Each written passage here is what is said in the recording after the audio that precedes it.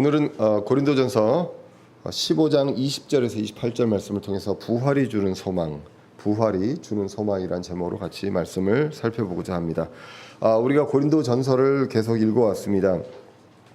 문제가 많은 교회였다는 것을 우리가 알 수 있고요. 가장 중요한 것은 본질을 망각했다는 것입니다.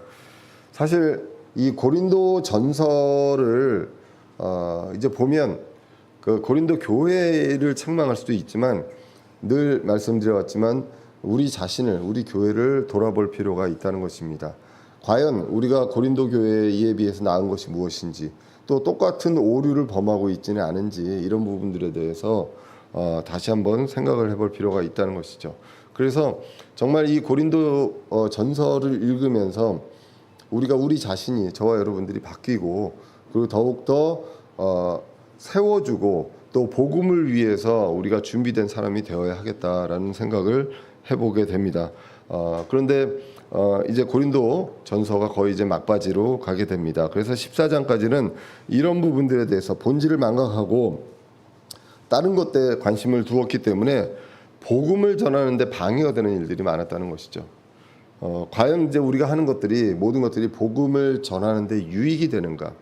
그리고 나 자신이 그런 하나님의 그 복음을 전하는 데 있어서 내 자신이 방해용이 되는지 도움이 되는지, 이런 부분들에 대한 것들을 늘 점검해야 될 필요가 있다는 것입니다. 그래서 이 복음이 얼마나 중요하냐, 이것에 대해서 이제 오늘 15장에서 나와 있는 것입니다. 그래서 이 복음을 전하는 것이 중요한데, 이 복음의 핵심은 바로 그리스도의 죽음과 부활입니다. 더 중요한 것이 있다면 바로 부활이다라고 우리 오늘 성경은 말씀하고 있습니다. 특별히 이제 고린도전서 15장 1절에서 11절은 부활의 증거에 대해서 말씀하고 있었습니다. 그래서 첫 번째가 그 성도들이, 구원받은 성도들이 바로 그 증거고, 그리고 이제 두 번째가 구약에 많은 성경 기록들이 있었습니다. 그래서 성경 기록대로라고 언급하고 있는 내용들을 고린도전서 15장 1절에서 11절을 통해서 우리가 봤고요. 그리고 이제 세 번째로 수많은 증인들이 있었습니다. 예수 그리스도가 부활한 그것을 직접 본 수많은 증인들이 있었다라고 말씀을 드렸습니다. 그 다음에 이제 고린도전서 15장 12절에서 19절까지는 이 그리스도의 부활을 이렇게 증거하고 역사적인 사실인데 이것의 의미가 무엇이냐라는 것에 대해서 이제 말씀을 하셨고요. 그리고 그것이 바로 저와 여러분들 신자의 부활이다. 그리스도의 부활로 끝나는 것이 아니라 그 예수님께서 부활하신 이유는 우리도 그와 같이 부활할 것이다라는 그 약속, 그리고 보여주십니다라는 것을 이제 보게 됩니다. 이것이 굉장히 큰 소망이 됩니다. 그래서 부활이 주는 소망의 첫 번째는 우리가 부활한다는 것이죠. 저는 그 요즘 뭐 지난번에도 말씀드렸지만 뭐 올림픽 이번에 이제 개막식 가지고 이제 많은 논란이 있었는데, 올림픽 개막식을 포기하고 안 본 지 오래됐기 때문에 저는 뭐 놀랍지도 않았고요. 영화나 이제 매스컴의 여러 가지 그 매스미디어에 나와 있는 것들을 보면서 어느 순간부터인가 그 뒤에 있는 이제 마귀의 계략이 뭔가를 이제 많이 좀 보게 됩니다. 영화도 그렇고 이제 많이 그럽니다. 그 제작한 사람이 마귀라는 건 아니고요. 그 생각을 조정하고 이제 하는 이런 공중의 권세자입니다. 마귀의 생각을 보게 되는데, 특별히 이제 부활에 대해서 여러분들 얼마나 소망을 하시는지 모르겠습니다. 요즘 이제 최근 한 20년 뭐 정도 됐을까요? 영화들을 보면 영화들 중에 이 영원히 불사의 몸을 갖는 그 존재가 있죠. 누구인지 아세요? 영화에 나오는, 현존하지는 않지만 불사의 몸을 갖고 있는 존재. 혹시 아시나요? 네. 그 많이들 나오죠. 뱀파이어. 그죠? 늙지도 않고 불사의 존재로 그려지는 그 영화가, 그러면 그걸 영화를 만드는 의도가 뭘까? 사람들은 이제 흥행을 위해서 만들겠지만 마귀는, 그 뒤에는 마귀는 뭔가 생각이 있지 않을까라는 생각을 해봅니다. 예전에는 이 사람들의 정말로 큰 희망이 뭐였냐, 그리고 하고 싶은 그 염원이 뭐였냐 하면 늙지 않는 것, 지난주에도 말씀드렸지만 늙지 않고 그리고 오래 사는 것, 영원히 사는 것입니다. 근데 그런 부분들에 대해서 희망을 했는데 그거 다 필요 없다. 그거 별거 아니다라는 어떤 메시지를 주는 게 바로 뱀파이어가 아닌가 싶습니다. 그들이 사는 삶에서 그들이 그 영원한 삶을 살지만 행복하게 그려지지 않잖아요. 뭐 살아가는 사람이 계속 죽어간다, 늙어서 죽어간다, 뭐 이런 것들 여러 가지 것들, 그리고 현실에서 굉장히 힘들어하는 고통스러운 삶을 살기 때문에 차라리 영원한 삶을 사느니 죽는 게 낫다. 뭐 이런 식으로 영화가 그려집니다. 그러면 은연중에 과연 우리가 부활해서 영원히 썩지 않은 몸을 입었을 때 행복할까? 라는 생각들을 은연중에 하게 되지 않나라는 거죠. 예, 그래서 영원히 사는 것보다 그냥 짧고 굵게 폼나게 살다 죽는 게 낫지 않나. 뭐 이런 생각들을 하게끔 이렇게 하는 게 아닌가라는 생각들을 해봅니다. 그래서 부활의 어떤 영원한 불사의 영원한 생명에 대한 일부만 가지고 그 전체를 바라지 않게끔 하는 그런 의도로 가지 않나라는 생각들을 저만 해봤습니다. 남들이 했는지 안 했는지 모르겠는데 뭐 그런 생각들을 가지고 실제로도 옆에서 주위에서 보면 뭐 그게 그렇게 매력적이지 않다라고 얘기하시는 분들도 있길래 이게 결국 이제 마귀의 소행이 아닌가라는 생각들을 이제 해봤습니다. 그런데 성경에서 말씀하는 부활은 그런 부활이 아니라는 거죠. 부활이 소망을 줍니다. 그 내용이 이제 오늘 본문에서 이제 찾아볼 수 있는 내용입니다. 지난주까지는 이제 그리스도의 부활과 신자의 부활은 분리할 수가 없다고 말씀을 드렸습니다. 성경에서 이제 그렇게 기록이 되었죠. 그래서 썩지 아니할 몸입니다. 병도 없고요, 눈물도 없습니다. 그러한 세상에서 영원히 사는 것입니다. 그런 부분들을 이제 그렸다고 말씀을 드렸습니다. 고린도전서 15장 16절을 보시면 만일 죽은 자들이 일어나지 아니하면 그리스도께서 일으켜지지 아니하셨느니라. 그리스도만 부활하고 신자들의 부활이 없고 이렇게 되는 교리는 전혀 맞지 않는 교리다라고 말씀을 하고 있습니다. 후반부에서도 고린도전서 15장에서도 명확하게 구체적으로 말씀을 합니다. 고린도전서 15장 52절에 보시면 나팔 소리가 나매 죽은 자들이 썩지 아니할 것으로 일어나고 우리가 변화되리니 라고 말씀을 하고 계십니다. 그래서 썩지 않을 몸입니다. 늙지 않고요, 병들지 않는 그러한 몸으로 영원히 이제 살 수 있는 그러한 몸으로 이제 부활하고 또 살아있는 사람도 그렇게 변화된다라고 말씀하고 있습니다. 자, 그런데 주위에 살아간 사람이 죽고 막 이런 일들이 벌어지면 행복하지 않고 슬프겠죠. 근데 그런 부분들까지 모든 나뿐만 아니라 저와 여러분들뿐만 아니라 환경까지도 다 바꿔주시는 겁니다. 여태까지의 그 영화들을 보면 나는 영원히 사는데 환경은 하나도 안 바뀌죠. 주위의 사람들 하나도 안 바뀝니다. 근데 성경에서 말하는 부활은 그것을 말씀하시는 것이 아니라 저와 여러분들의 몸이 바뀌고요. 그리고 영원히 썩지 않은 몸을 입고 그리고 그 사는 그 환경 자체도 다시 바뀐다는 것. 그것을 성경이 말씀하고 있습니다.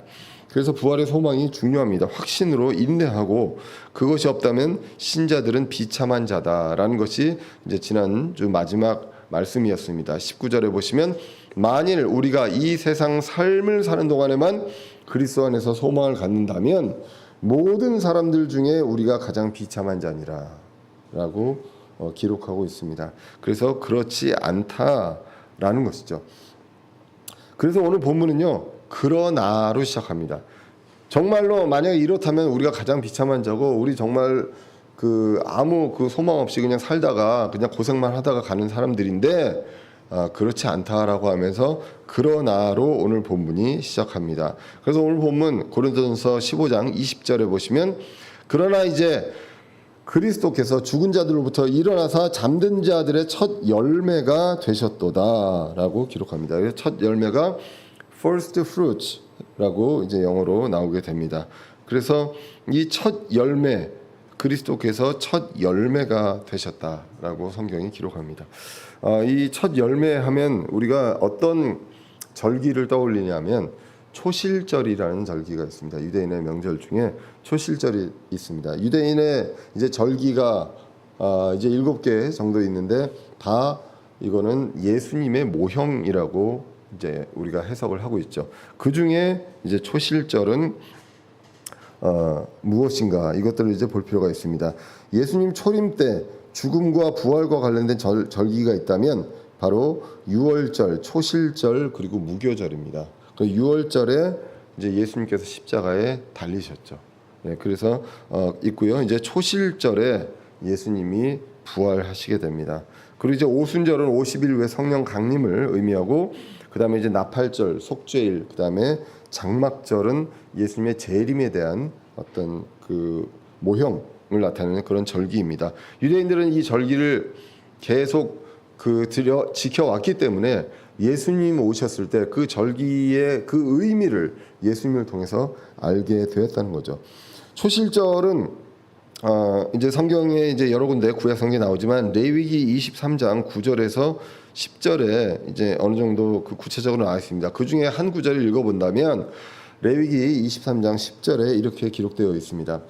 이스라엘 자손에게 말하고 그들에게 이르라. 너희는 내가 너희에게 주는 땅에 들어가 그 땅의 수확물을 거둘 때에 너희 수확물의 첫 열매 한 단을 제사장에게로 가져갈 것이요 라고 기록합니다. 그래서 광야 생활 때가 아니라 가나안 땅에 들어갔을 때, 그래서 이제 경작을 해서 수확물이 처음 나왔을 때 그때에 하는 절기가 바로 초실절입니다. 그래서 그때에 수확물의 첫 열매를 한 단을 이제 만듭니다. 그래서 한 단을 제사장에게 가져갈 것이요라고 기록이 되어 있습니다. 그리고 이제 11절에 보시면 제사장은 너희를 위한 것으로 내가 그 단을 받도록 주 앞에서 흔들되 안식일 다음 날에 그것을 흔들지니라라고 기록합니다. 그래서 흔든다고 해서 이것을 요제 이렇게 이야기를 합니다. 그래서 첫 열매 한 단을 이제 흔드는 그러한 의식을 하게 됩니다. 초실절 날. 그것이 이제 예수님이 부활하신 바로 안식일 다음 날이 됩니다.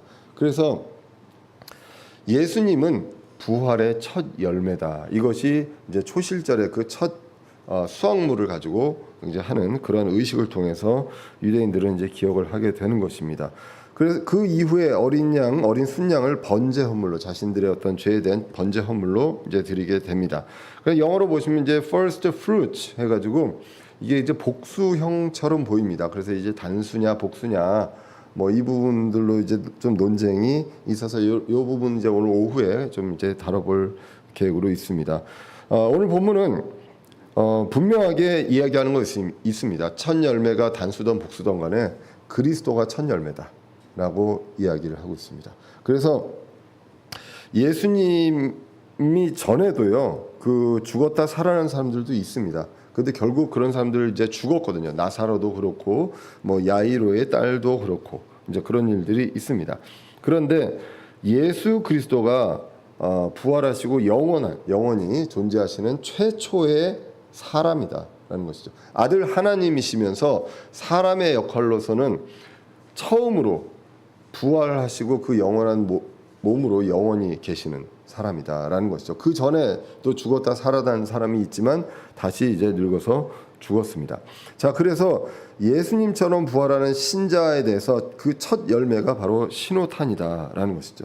약속의 어떤 본보기를 보여주게 됩니다.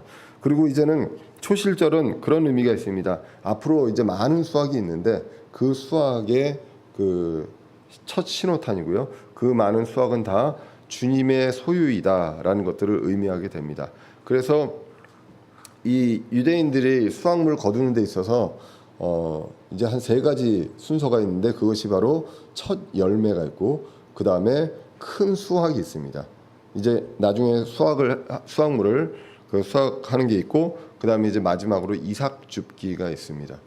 어떤 부활에 대해서도 어떤 이러한 개념으로 가르쳐 주셨다라고 성경을 통해서 이제 우리는 믿고 있습니다. 그래서 지난주에도 그 말씀드렸지만 예수님의 부활은 우리의 부활이고요. 첫 열매는 그 이후의 모든 열매는 주님의 소유다. 그래서 아무도 뺏을 수 없다라는 어떤 구원과 부활에 대한 영원한 안전 보장을 말씀하고 있다는 것입니다.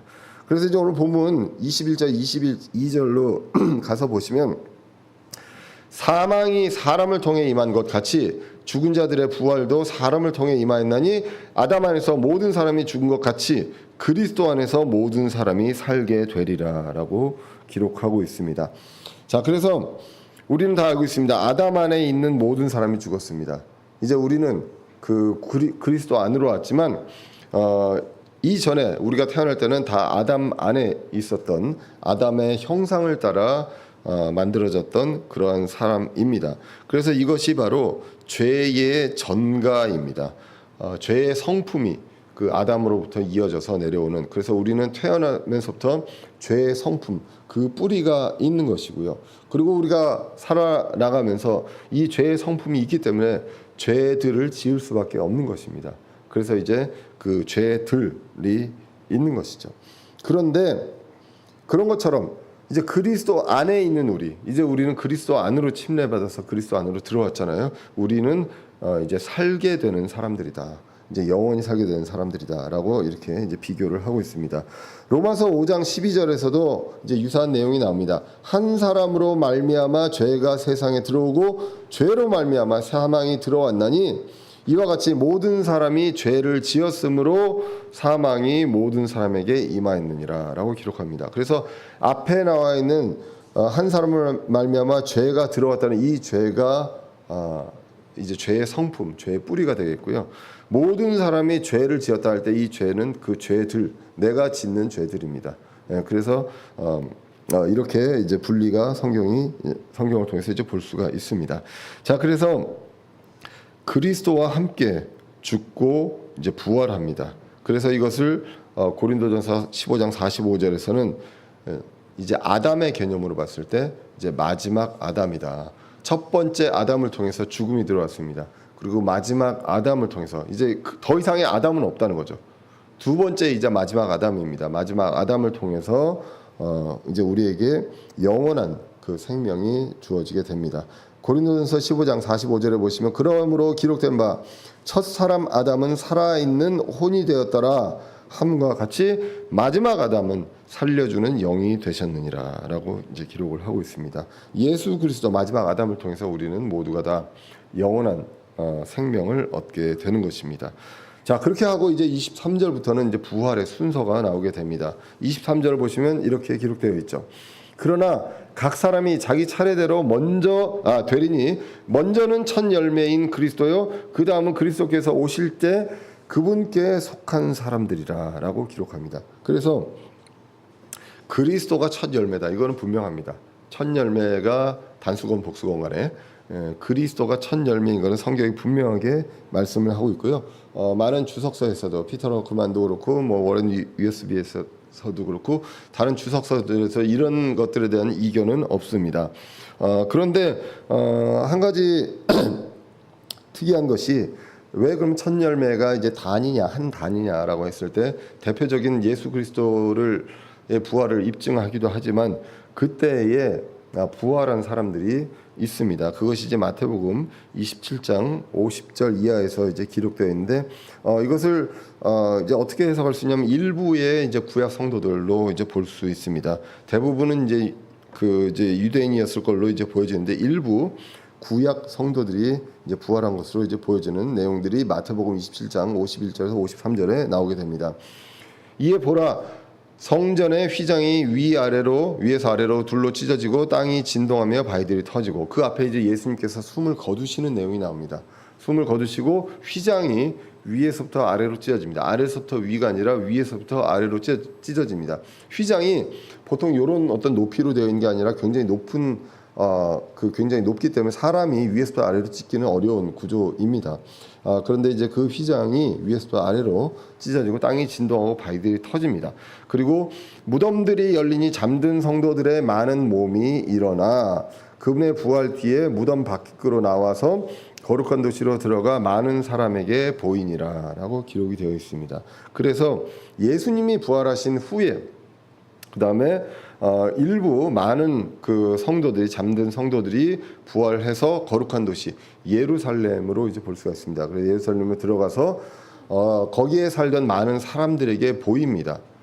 그래서 이 사람들이 보이는 이유를 뭐 성경에서 유추할 수는 나와 있지는 않지만 유추한다면 분명히 그 시대 사람들이 죽었던 사람인데 어떻게 살아났지?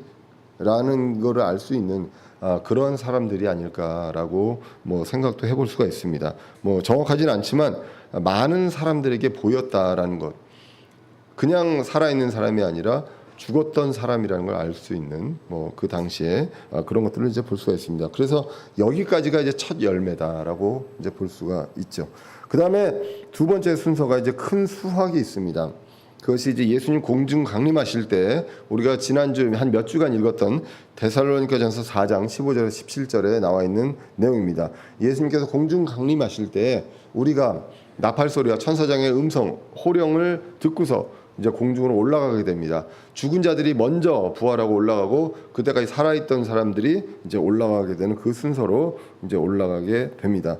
요한계시록에서도 보시면 요한이 이제 환상을 봤을 때 요한계시록 4장 1절에 이렇게 기록되어 있죠.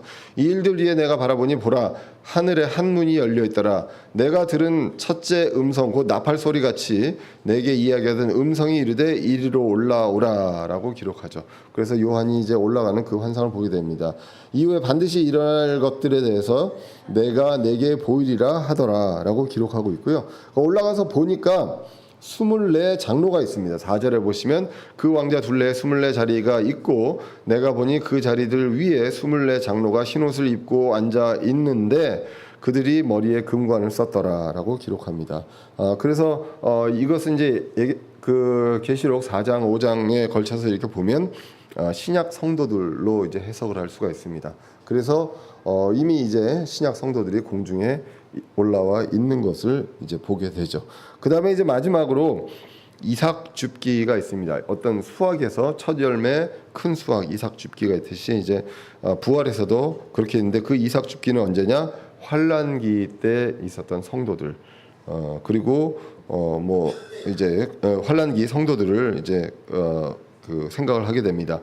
그래서 요한계시록 11장 12절에 보시면 이때는 이미 이제 환란기고요. 환란기 끝에 어떤 일이 있느냐? 그들이 하늘로부터 자기들에게 이리로 올라오라 하고 말씀하시는 큰 음성을 듣고 구름 속에서 하늘로 올라가니 그들의 원수들이 그들을 바라보더라라고 기록합니다. 사실은 이 말씀은 모세와 엘리야에 대한 내용입니다. 모세와 엘리야에 대한 내용인데 이제 피터 러크만 주석에서 보면 이 부분들이 이제 환란기 성도들에 대한 내용이 아니냐라고 이제 보기도 합니다. 그리고 왜냐하면 이제 구약에서도 이스라엘 민족들에 대한 어떤 부활 그리고 휴거에 대한 내용들을 나눌 때 보통 보면 이제 고난의 때 환란기가 이제 끝나고 나서에 대한 부분들이 나와 있기 때문에 그렇습니다. 다니엘서 12장 2절에서도 이렇게 기록합니다. 땅의 티끌 속에 잠자는 자들 중에 많은 사람이 깨어나 얼마는 영존하는 생명에 이르고 얼마는 수치와 영존하는 치욕에 이르며라고 하는데 요 12장 1절은 고난의 때를 이야기합니다.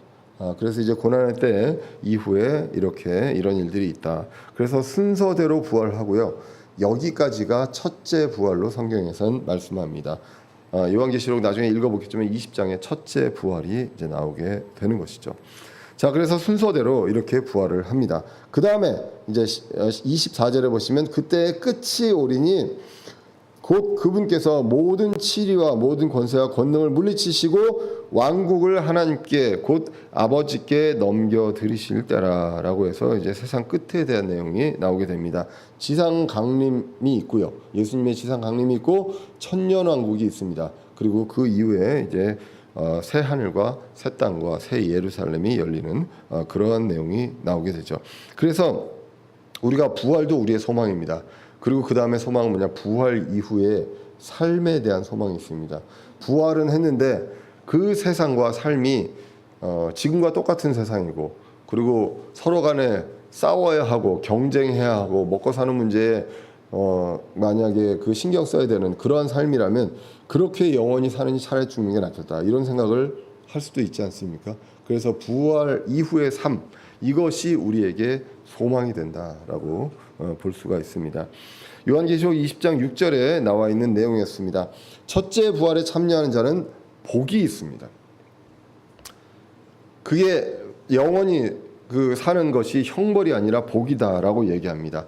둘째 사망이 그들을 다스릴 권능을 갖지 못하고 도리어 그들이 하나님과 그리스도의 제사장이 되어 1000년 동안 그분과 함께 통치하리라. 여기서 이야기하는 그 부활 중에 첫째 부활에 참여하는 자가 있고요. 그리고 둘째 부활, 둘째의 사망에 참여하는 자가 있는데 여기가 정말 최악이죠. 불호수에서 영원히 죽지도 않고 살아가야 되는 그러한 존재들이 정말로 정말 암울한 그런 부활이 되어 있고 첫째 부활에 참여하는 자들에게는 복된 소망이 있다라고 성경이 이제 기록을 하고 있습니다. 다니엘서 2장 44절입니다. 왕들의 시대에 하늘의 하나님께서 한 왕국을 세우실 터인데 그것은 결코 멸망하지 아니하리니 그 왕국은 다른 백성에게 넘겨지지 아니하며 이 모든 왕국들을 산산조각 내어 소멸시키고 영원히 서리이다라고 기록을 하고 있습니다. 이제 하나님께서 이제 영원한 왕국을 세우시는데 이 왕국은 결코 멸망하지 않고요. 다른 왕국에 의해서 멸망되거나 뭐 싸움에서 지거나 이런 일들도 없다라고 기록을 합니다. 그래서 이 안정적으로 그 우리가 원하는 것 정치적인 안정을 원하잖아요.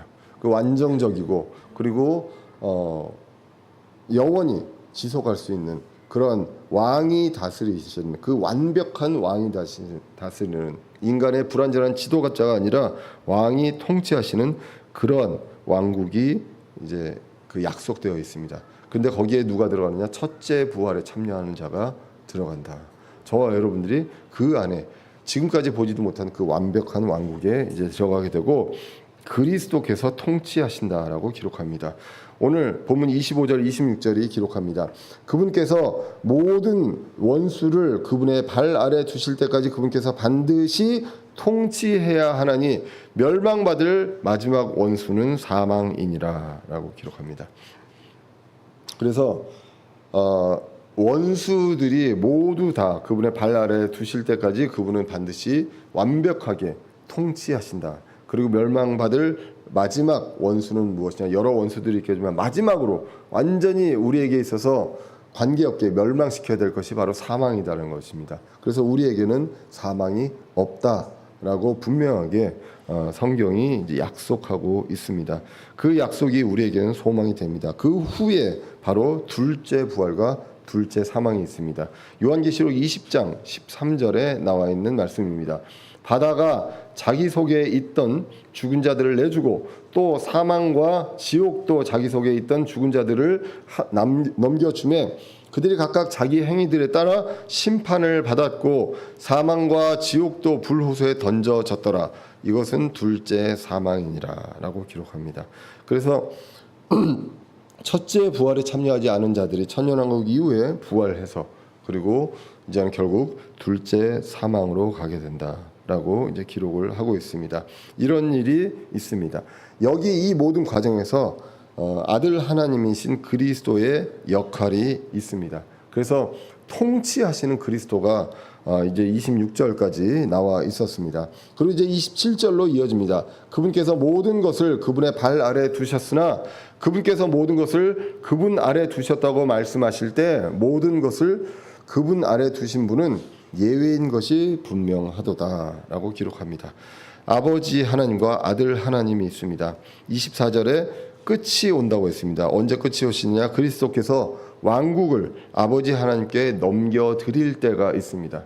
그리스도께서 통치하시고 이제는 아버지께 넘겨드릴 때입니다.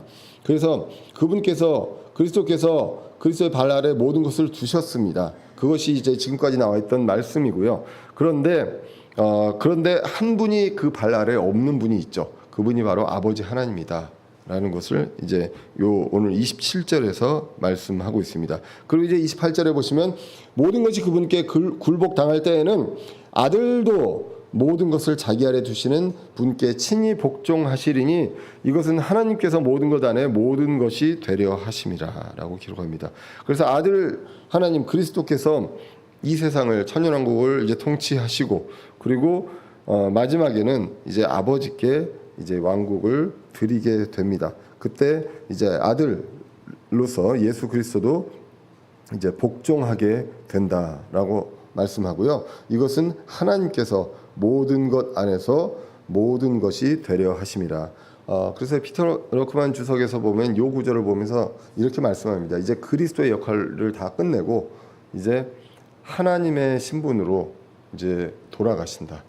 예, 그 아들 하나님의 신분으로. 그래서 하나님께서 모든 것에서 모든 것이 되려 하십니다. 이렇게 이제 해석하기도 합니다. 그래서 모든 것 안에서 모든 것이 되신다. 모든 것 안에서 모든 것의 소유이시고요. 모든 것이 하나님의 소유가 아닌 것이 없습니다. 고린도전서 3장 23절에서도 이런 말씀을 하셨습니다. 너희는 그리스도의 것이고 그리고 그리스도는 하나님의 것입니다.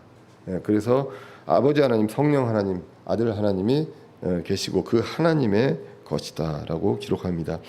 예수님은요 부활의 첫 열매가 되셨습니다.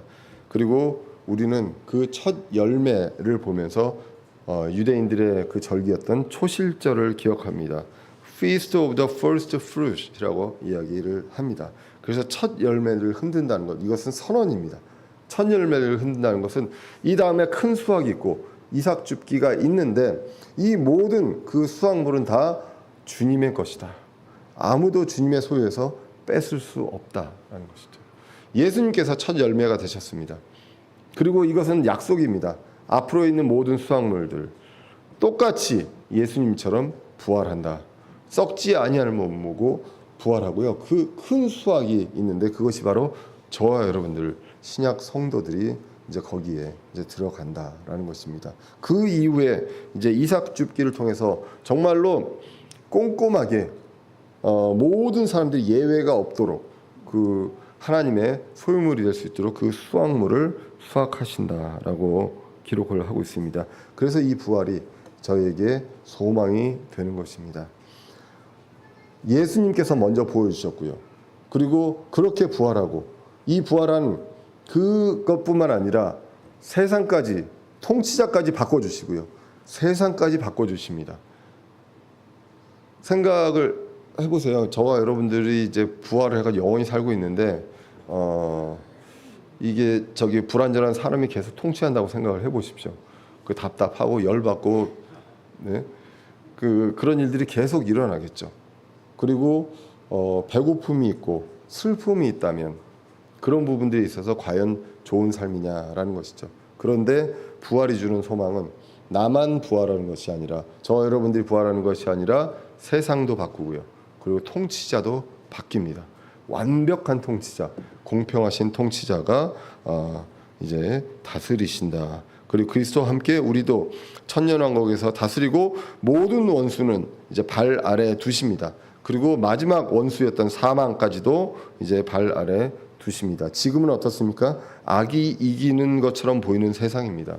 그냥 막 살고 그냥 편법으로 살고 남을 속이고 어떻게 빼앗고 해도 굉장히 부자로 잘 사는 그러한 세상입니다. 그러나 우리는 부활 후에 완벽한 그 통치자가 다스리시는 그 왕국을 소망합니다.